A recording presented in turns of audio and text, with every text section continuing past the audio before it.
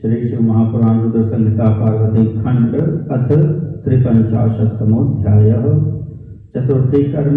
बरात का कई दिनों तक ठहरना, सप्तर्षियों के समझाने से हिमालय का बरात को विदा करने के लिए राजी होना, मेना का शिव को अपनी कन्या सौंपना तथा बरात का पुरी के बाहर जाकर ठहरना। ब्रह्मोवाच अथ विष्णुवादयो देवा मुनयश्च तपोधनाः कृत्वावश्यक कर्माणि यात्रां सन्ते निरे गिरेः। ब्रह्मा जी बोले, हे नारद, तदनंतर विष्णु आदि सभी देवगण एवं तपोधन मुनिगण आवश्यक कर्म करके हिमालय से प्रस्थान करने का उपक्रम करने लगे। ततो गिरिवरः स्नात्वा श्रेष्ठं सम्पूज्य यत्नतः पौरबन्धून् समाहूय जनवासं ययौ मुदा तत्र प्रभुं प्रपूज्यात्। चक्रे सम्प्रार्थनां मुदा कियात्दिनानि सन्तिष्ठ मददेहे सकलैः सह। हिमालय भी स्नान कर अपने इष्ट देव की यत्नपूर्वक पूजा करके नगरवासियों एवं बंधु वर्गों को बुलाकर प्रसन्नता पूर्वक जनवासे में गए। उन्होंने शंकर जी का विधिवत पूजन करके आनंद पूर्वक प्रार्थना की, आप इन सभी के साथ कुछ दिन तक मेरे घर निवास कीजिए। विलोकनेन तेषां भो कृतार्थेऽहं न संशयः धन्यस्य यस्य मदगेः आयातोऽसि सुरैः सह। हे शंभो, आपके दर्शन से मैं कृतार्थ तथा धन्य हो गया हूँ, इसमें संशय नहीं है, जो कि आप देवताओं के साथ मेरे घर आए हैं।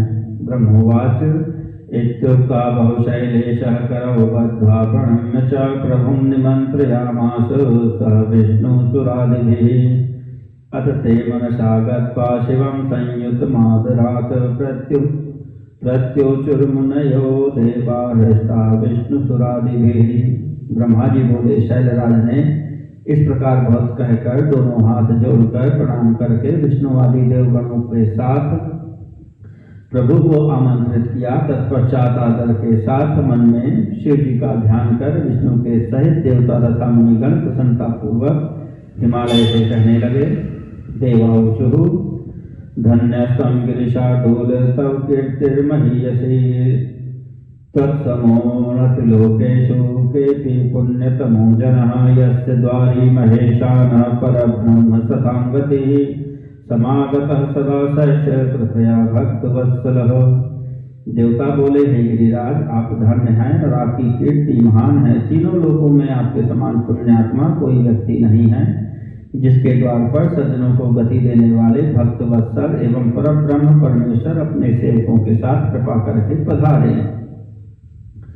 जनावासोऽतिरम्यश्च सम्मानो विविधः कृतः भोजनानि त्वपूर्णवाणी नावर्ण्यानि गिरीश्वर। आपने हमें ठहरने के लिए मनोहर जनवासा दिया एवं विविध सम्मान किया। हे गिरीश्वर, आपने ऐसे उत्तम भोजन दिए जो अवर्णीय हैं। चित्रं न खलु तत्रास्ति यत्र देवी शिवाम्बिका परिपूर्णं शेखं च वयं धन्या यदागताः। वहाँ कोई आश्चर्य नहीं, जहाँ साक्षात अंबिका देवी शिवा देवी हैं। सब कुछ सर्वथा परिपूर्ण है, कुछ भी शेष नहीं रहा। हम लोग धन्य हैं जो यहाँ पर आ गए। ब्रह्मोवाच इत्थं परस्परं तत्र प्रशंसा भवदुत्तमाम् उत्सवो विविधो जातो वेद साधुच्चयध्वनिः। ब्रह्मा जी बोले, हे नारद, इस प्रकार वहाँ परस्पर एक दूसरे की उत्तम प्रशंसा हुई। उस समय वैदिक मंत्रों, साधु तथा जय शब्द की ध्वनि होने लगी और नाना प्रकार के उत्सव होने लगे। अभून मंगल गानम च नर्ताप सदृशांगणः नुतिं चक्रुर्मागुधाद्या द्रव्यदानम भूदबहु। मंगल गान होने लगा, अप्सराएं नाचने लगी, मागध स्तुति करने लगे और द्रव्यों का पर्याप्त दान हुआ।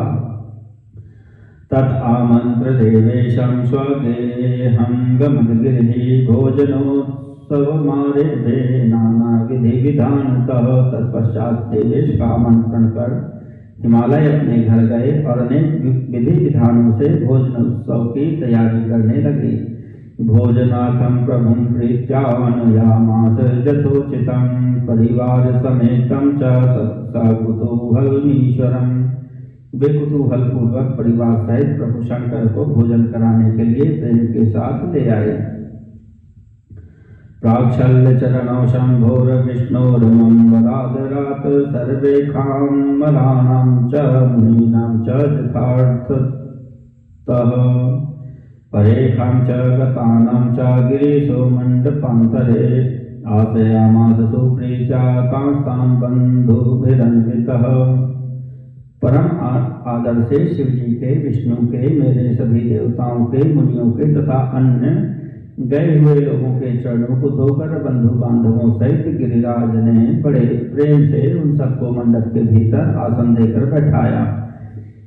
सुरशैल विधान तर्पयामास तान् गिरिः बुभुजुर्निखिलास्ते वै शंभुना विष्णुना मया तदानीं पूर्णार्यश्च गालिदानं यदुर्मुदा मृदुपाण्या हसन्त्यश्च पश्यन्त्यो यत्नतश्च तान्।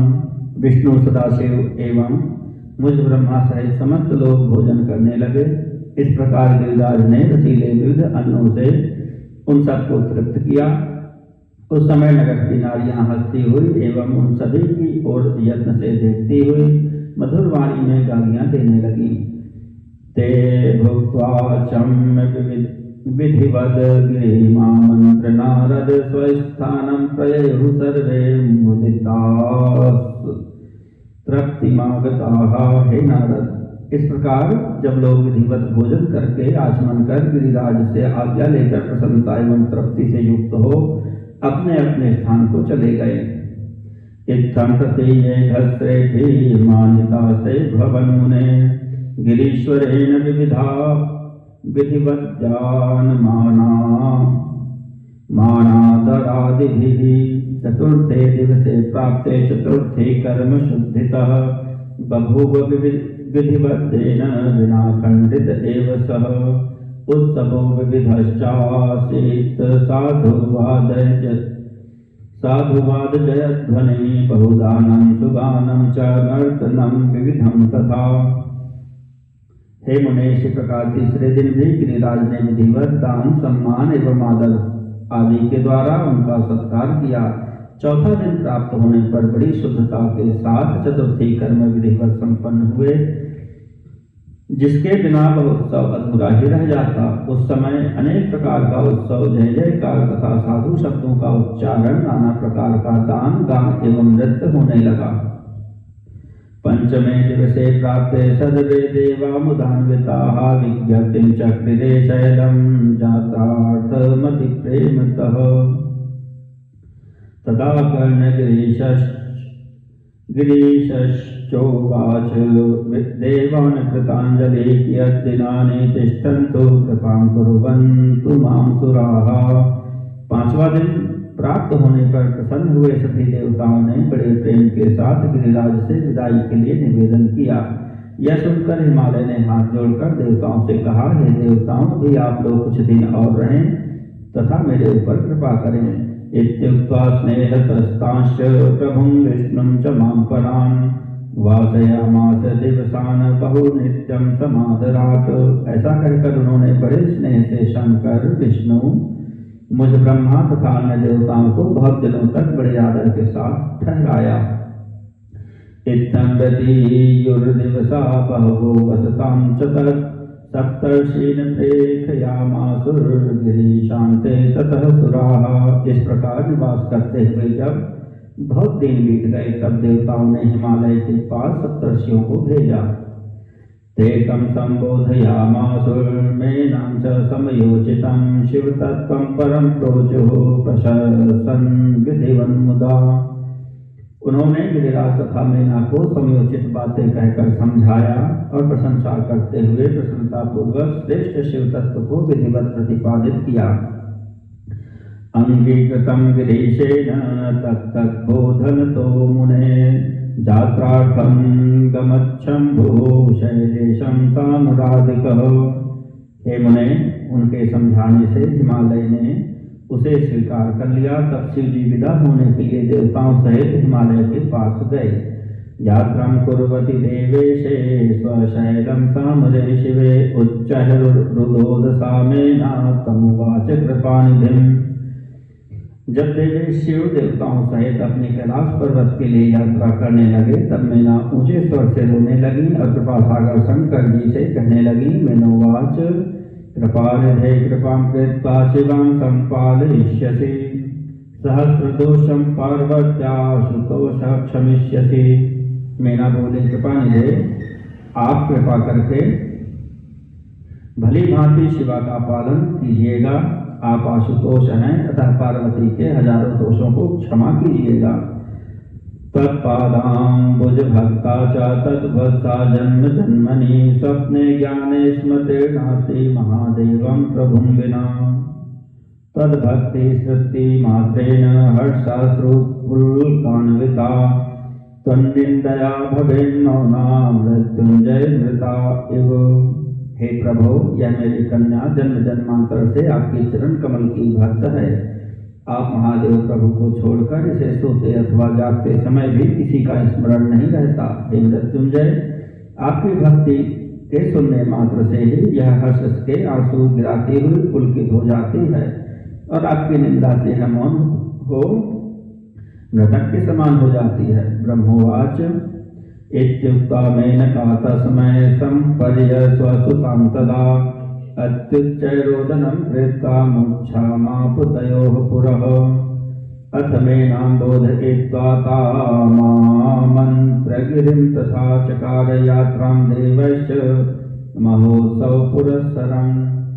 ब्रह्मा जी बोले, तब ऐसा कहकर मेना उन्हें अपनी पुत्री को समर्पित कर जोर जोर से रुदन करके उन दोनों के सामने मूर्छित हो गई।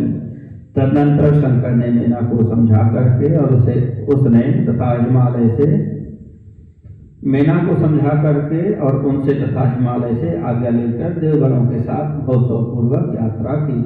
अथ ते निर्जराः सर्वे प्रभुना स्वगणैः सह यात्रां प्रचक्रिरे तूष्णीं गिरिं प्रति शिवं दधुः। तदनंतर सभी देवताओं ने हिमालय के कल्याण की कामना करते हुए प्रभु तथा अपने गणों के साथ मौन हो प्रस्थान किया। हिमाचलपुरी बाह्योपवने हर्षिताः सुराः सेश्वराः सोत्सवास्तस्थुः पर्यैषन्त शिवागमन्।